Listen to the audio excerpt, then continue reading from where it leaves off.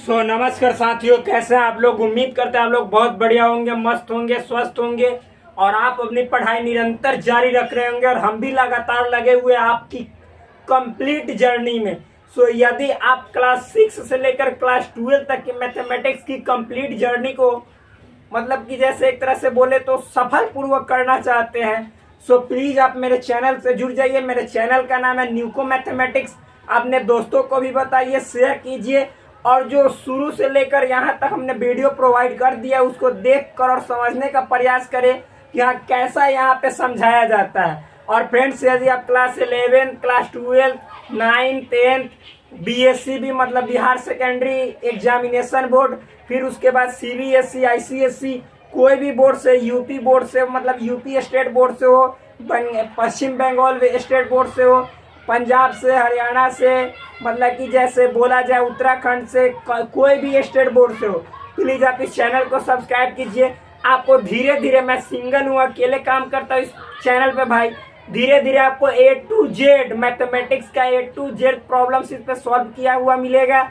और हाँ, एक एक टॉपिक को अच्छे से डिस्क्राइब किया जाएगा, डिटेल्ड वे में डिस्क्राइब किया जाएगा ताकि आपको समझने में किसी प्रकार की समस्या ना हो। और आने वाला समय में इसी चैनल पे आपको A to Z सब्जेक्ट की मतलब कि complete solution with detailed analysis के साथ प्रोवाइड किया जाएगा। प्लीज अपने भाई को सपोर्ट कीजिए, आप ही लोग के सपोर्ट से कुछ होगा, अदरवाइज हमारे साथ कुछ नहीं होने वाला। देखिए, अभी हम रिलेशन में जितने सारे टॉपिक पढ़ा दे उस टॉपिक पे बेस्ड मतलब उस पे आधारित क्वेश्चन आंसर डील कर रहे हैं जो आपके सामने यहाँ पे दिखलाई दे रहा है। देखिए भाई, यहाँ पे ना ऑर्डर्ड पेयर निकालना है। आर का जो आर मतलब क्या है, रिलेशन। आर का, ये आर का ऑर्डर्ड पेयर आपको ज्ञात करना है, क्रमित युग में ज्ञात करना है। मैंने पिछला वीडियो आपने देखा होगा तो ये सब समझ में आएगा। यदि नहीं समझ में आए तो पिछला लेक्चर जाकर रिलेशन का देखिए, A to Z समझ में आने लगेगा। देखिए भाई क्या है, समझिएगा। आर बराबर यहाँ पे x, y आपको दिया हुआ है कि रिलेशन आर जो है x, y यानी ऐसा ऑर्डर पेयर के फॉर्म में है सच डेट एक्स वाई जो है मेरे भाई वह belongs to Z cross Z, मतलब पहला x भी z का और दूसरा y भी z का। मतलब पहला x जो है सो इंटीजर नंबर का सदस्य है। इंटीजर कहे तो पूर्णांक, पूरा पूर्णांक, मतलब इस x के बदले कंप्लीट अंक होगा, यानी 2, 3, 4, 5, 6, 7, 8 ऐसे, चाहे -2, -3, -4, -5, -6, -7, -8, 0 इस तरह से होगा।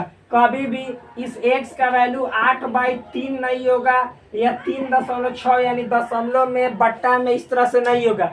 जेड कहने का मतलब इंटीजर और इंटीजर का मतलब पूर्णांक का मतलब होता है कंप्लीट अंक। तो इस तरह से ऐसे फॉर्म में आएगा। और यहाँ पे क्वेश्चन दिया हुआ है कि एक्स वाई का फॉर्म कैसा है। अभी हम इसको सॉल्व करेंगे फ्रेंड्स और आगे बढ़ेंगे। देखिएगा यहाँ पे क्या है, समझिए मेरे भाई, मेरे दोस्त, x + y लिखेंगे, चूंकि x + y इंटू y + 2004 यानी 2004 + 1 बराबर 0। सिंपल है। आप देखो मेरे भाई, x + y, यहाँ पे y + 2004 और ये +1 है, उधर भेजेंगे मेरे दोस्त -1। इतना तो समझ में आपको आ रहा होगा अच्छा तरह से। आप देखिए, आप एक काम करेंगे, x + y को छोड़ देंगे और ये पूरा गुना में है तो इसको नीचे भेजेंगे, तब -1/y + 2004 इतना आ जाएगा। ये तो समझ में आपको आ रहा होगा अच्छे तरह से।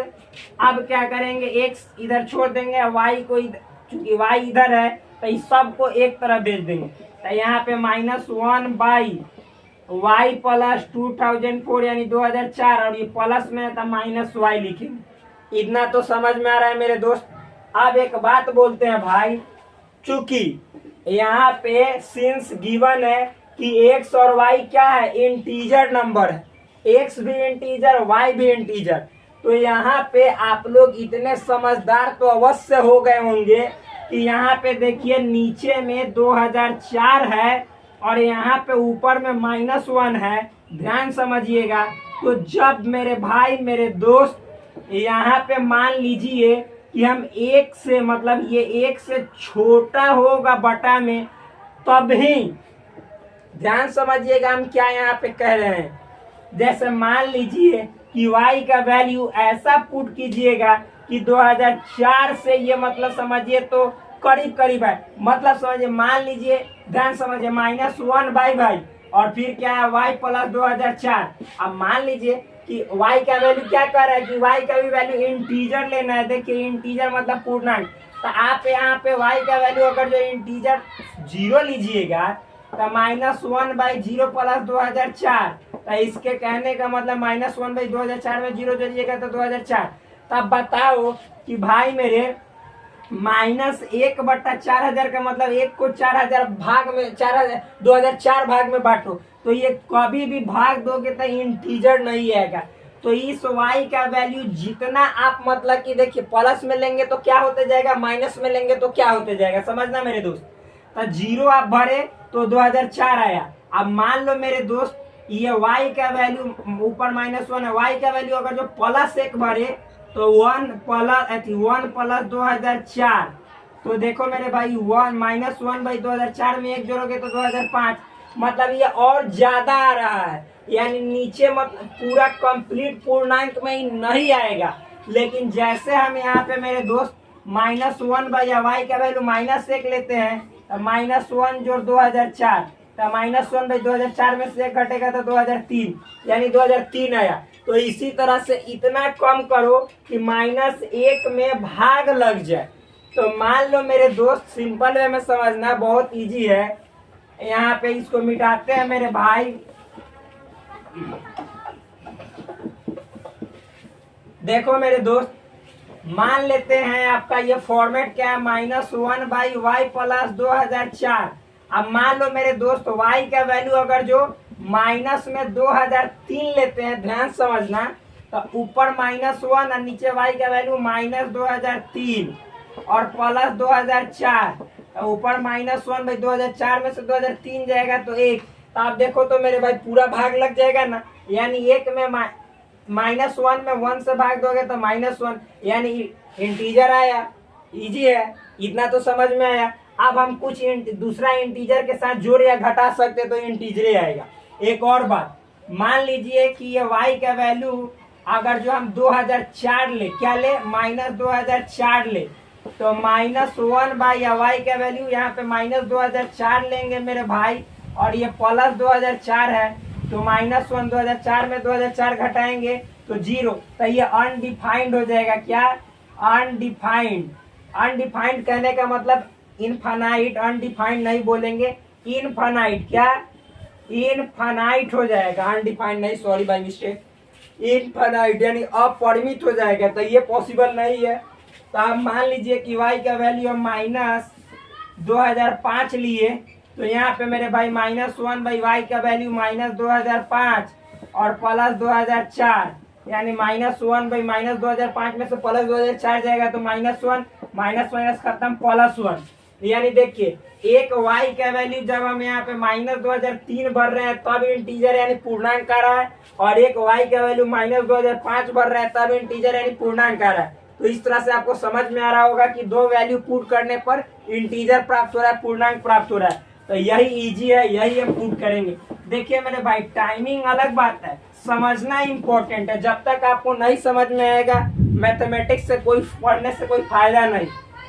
तो यहाँ पे क्या लिखेंगे, जब इसको सॉल्व करेंगे तो लिखेंगे सबसे पहले जब y बराबर -2003 तब x बराबर, देखना मेरे भाई -1 बाई y प्लस 2004 और माइनस y, तो -1 बाई y का वैल्यू -2003 और फिर प्लस 2004 और यहाँ पे -2000, y का वैल्यू 2000 -2003, तो माइनस लेंगे, ये माइनस तो मतलब आपका इसमें क्वेश्चन में है, और y का वैल्यू -2003 लेंगे, तो ये -1 बाई 2004 में से 2003 जाएगा प्लस 1, अब माइनस प्लस आइए हो जाएगा 2003। अब 1 में डिवाइड कीजिएगा 1 से, तो -1 और प्लस 2003 मेरे भाई 2003 में से 1 जाएगा 2002। मतलब समझो मेरे यार, यहाँ पे x का वैल्यू तुमने 2002 तुमको आया, और y का वैल्यू कितना माने थे -2003, यानी पहला ऑर्डर्ड पेयर इसका ये निकला 2002 -2003। सेकेंड ऑर्डर पेयर निकालेंगे। तो ये वाला मिटा देते हैं, आप लोग लिख लीजिएगा। पहला y का वैल्यू -2003 भरे तो इसका 2002 आया, तो हम इसको ऊपर लिख लेंगे ताकि आपको समझ में आएगा। इसको मिटाते हैं। देखो मेरे भाई, यानी यहाँ पे 2002 कॉमा -2003 पहला ऑर्डर पेयर, इसको भी मिटा देते हैं। अब जब आप y का वैल्यू क्या लोगे बोलो, -2000 अभी बताए हैं 5, तो x बराबर क्या है मेरे दोस्त, -1/y प्लस 2004 और -y। -1/y का वैल्यू कितना, y का वैल्यू -2005 यहाँ पे पुट करेंगे, प्लस यहाँ पे भाई 2004 है और माइनस, और फिर y का वैल्यू -2005, तो -2005। अब -1/2, देखिए ये -2005 में से प्लस 2004 तो -1, अब माइनस माइनस प्लस 2000 यहाँ पे हो जाएगा मेरे दोस्त 5, खत्म हो जाएगा 1 और 1 का प्लस 2005, तो कितना आ जाएगा 2006। कहने का मतलब है कि जब y का वैल्यू -2005 भरे तो x का वैल्यू कितना आया, प्लस 2006। सिंपल है, नॉर्मल है, इजी वे में बन गया मेरे दोस्त। तो मिटाते हैं इसको। आप देखिए मात्र 2 ही होगा। अब इसके बाद पूछोगे आप कि मान लो कि y का वैल्यू हम -2006 ले लेते हैं, तो मेरे भाई यहाँ पे मान लो कि आप -2006 लोगे तो ऊपर -1 है, अब y का वैल्यू -2006 भरोगे और नीचे 2004 है, आप -2006 भरोगे।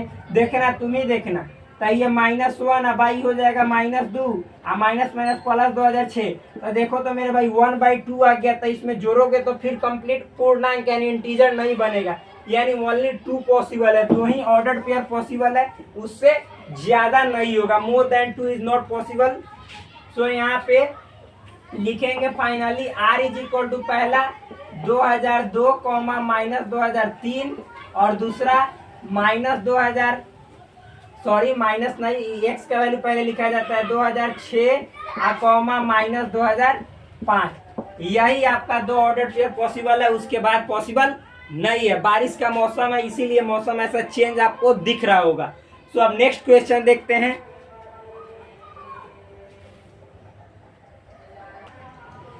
देखिए फ्रेंड्स, ये नेक्स्ट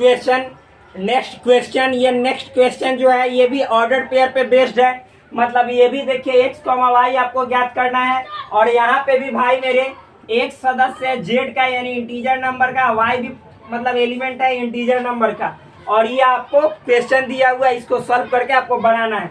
सिंपल है, देखिए क्या लिखते हैं, 4x² प्लस 9y² बराबर में 36। क्या करेंगे, कुछ नहीं, इसको उधर भेजते हैं, तो 9y² छोड़ देंगे, 36 - 4x², y² छोड़ देते हैं, 36 - 4x², अब बटा में ये 9 हो जाएगा, और y बराबर लिखेंगे तो प्लस माइनस, आइए रूट के अंदर जाएगा 36 - 4x² अब बाई 9, यही हो जाएगा। बारिश आ गया तो थोड़ा इंतजार करते हैं, आवाज मतलब कि दिक्कत वाला देगा। ऐसे तो इसको सॉल्व करने का प्रयास करते हैं, कोई दिक्कत वाली बात नहीं, लेकिन शोरगुल हो रहा है। 1 सेकेंड रुक जाए भाई।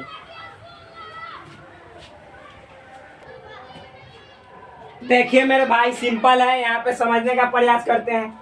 देखिए आपका जो क्वेश्चन आया इस रूप में आया, बदल दिए तो अब यहाँ पे एक बात समझते हैं। मान लो मेरे भाई ये x भी है इंटीजर का एलिमेंट सदस्य और y भी इंटीजर का। आप इस x का वैल्यू चाहे तो प्लस में लो या माइनस में लो, स्क्वायर होकर उसको बनना प्लस ही है। आज जब प्लस बन जाएगा ये पूरा कंप्लीट माइनस है, तो कहने का मतलब है कि पूरा y का वैल्यू भी इंटीजर में आने के लिए यहाँ पे इसका वैल्यू चाहे तो आपको 0 आएगा, तब 9 से डिवाइड लग जाएगा, या 9 के गुणज के रूप में यानी मल्टीपल के रूप में, चाहे घट के 9 आवे, चाहे 18 आवे, चाहे 9 × 27 आवे, चाहे फिर 9 × 36 आवे। तो मेरे भाई इतना आएगा तभी कट जाएगा। देखिए क्योंकि प्लस तो आएगा नहीं कि 45 आए, हमेशा घटेगा ही, तो इतना अगर जो आएगा घट कर तो अब इस 9 से डिवाइड होगा, अभी समझ में आपको आ जाएगा। मान लीजिए कि इस x का वैल्यू अगर जो ध्यान समझना मेरे दोस्त 0 लेते हैं, क्या लेते हैं 0, तो x का वैल्यू 0 लेंगे तो यहाँ पे निकालते हैं y, तो प्लस माइनस क्या हो जाएगा 36 और -4 × x का वैल्यू 0 का स्क्वायर बटा में 9, plus minus 36 minus 0/9, plus minus 36 में से 0 जाएगा तो 36/9, 9 चौका 36, यानी प्लस माइनस 4, और 4 का वर्गमूल पॉसिबल है +-2। ये तो समझ में आया। यानी यहाँ पे मेरे दोस्त जब हम x का वैल्यू 0 लिए तो y का वैल्यू 2 आया, और फिर x का वैल्यू 0 लिए तो y का वैल्यू -2 आया। ये बात सिंपल है, ये बात आपको अच्छा तरह से समझ में आ रहा होगा। तो एक ऑर्डर पेयर मिल गया, अब इसको मिटाते हैं, नेक्स्ट देखते हैं, क्योंकि जगह इतना ही है तो इसी में हमको सॉल्व करना है। अब मेरे भाई मान लो कि x का वैल्यू हम ले रहे हैं क्या, अगर जो 1 रखेंगे तो यहीं पे देख लेते हैं, 1 रखिएगा तो 1 का स्क्वायर 1, तो 4 में 1 से मल्टीप्लीकेशन यानी गुणा कीजिएगा तो 4। अब 36 में से 4 जाएगा तो कितना बचेगा 32। अब 9 से 32 डिवाइड नहीं होता, इसीलिए इसका वर्गमूल भी नहीं पॉसिबल, यानी 1 नहीं भरेंगे, -1 भरेंगे तो -1 का स्क्वायर हो जाएगा +1। अब बात वही हो जाएगा, 4 में +1 से गुना करोगे तो 4, और 36 में से 4 घटाओगे तो 32, और 9 से 32 कम्प्लीटली डिवाइड नहीं होगा, नहीं कटेगा, तो इसका वर्गमूल पॉसिबल नहीं होगा। नेक्स्ट आगे मेरे दोस्त, अगर जो x का वैल्यू +2 लेते हैं तो 2 का स्क्वायर 4 हो जाएगा, और 4 में 4 से मल्टीप्लीकेशन यानी गुणा कीजिएगा तो 16 हो जाएगा। अब मान लो मेरे दोस्त कि 36 में से आप 16 घटाओगे तो बचेगा आपको कितना 20 बचेगा। अब 20 में 9 से डिवाइड होगा नहीं, तो इसलिए इसका भी पॉसिबल नहीं है। -2 भी लोगे तो वही मतलब हो जाएगा। अगर जो x का वैल्यू 3 लोगे तो 3 का स्क्वायर करोगे तो 9, और 9 में 4 से गुना करोगे तो 36। कहने का मतलब है कि 36 में से 36 घटाओगे तो 0, और 0 में 9 से डिवाइड करोगे तो 0, और 0 का वर्गमूल 0। तो यहाँ पे आपको x का वैल्यू क्या लेना है +3। तो y बराबर क्या हो जाएगा ±√36 -4 गुने x का वैल्यू 3 का स्क्वायर अब बटा में 9 ±√36 -4 गुने 3 3 की 9 हो जाएगा भाई 9 ± यहाँ पे 36 माइनस 9 का 36/9 ±36 में से 36 गया 0/9, यानी कहने का मतलब 0। जब x का वैल्यू 3 लीजिएगा तो y का वैल्यू क्या आएगा 0। इसी तरह से जब यहाँ पे x का वैल्यू -3 रखोगे तब भी मेरे दोस्त मेरे भाई यहाँ पे आपको देखना क्या आएगा। तो y बराबर ±√36 -4 गुने देखो यहाँ पे x का वैल्यू -3 शांत रहो जा।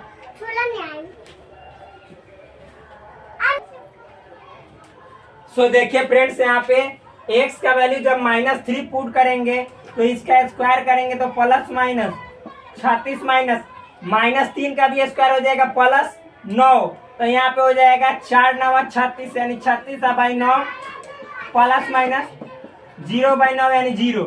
मतलब जब आप x का वैल्यू +3 भरोगे तभी भी 0, y का वैल्यू और -3 भी भरोगे तभी भी 0, यानी जो सेकेंड ऑर्डर पेयर आया मेरे दोस्त वो क्या आया सो समझिएगा। यहाँ पे मिटाते हैं हम, देखना मेरे भाई सेकेंड ऑर्डर पेयर में जब x का वैल्यू सबसे पहला ऑर्डर पेयर देखिए x का वैल्यू 0 भरे थे तो y का वैल्यू +2, x का वैल्यू फिर 0 तो y का वैल्यू -2। उसी तरह से अभी x का वैल्यू कितना भरे हैं 3 +3 तो y का वैल्यू 0 और -3 तभी भी 0। यही आपका R मतलब रिलेशन का ऑर्डर पेयर है, इससे ज्यादा पॉसिबल नहीं है। नेक्स्ट क्वेश्चन देखते हैं।